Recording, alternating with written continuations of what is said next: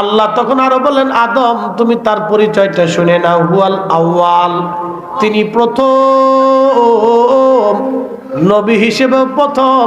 ইমাম ইবনু কাসির আল বেদায়া আল মুজাল্লাদুস সানি আমর জোহানির কিসসার আলোচনা করতে যে একটা হাদিসে কারিমা লেখেন বিশুদ্ধ সনদে। ইমাম ইবনু কাসির বলছেন হাযা হাদিসুন সাইয়্যিদ, হাদিসটা অত্যন্ত মজবুত এবং শক্ত।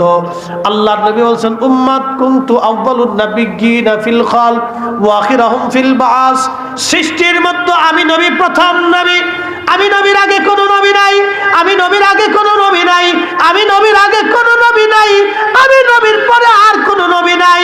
আমি নবী প্রথম নবী, আমি নবী শেষ নবী। শেষ নবী যেইভাবে মানতে হবে, আমাদের নবী প্রথম নবী, নবীর আগে কোনো নবী নাই। আদমের আগেও আমাদের নবী আগের নবী, এটাও আমাদের বিনা বাক্যে মেনে নিতে হবে। কথা বলেন ঠিক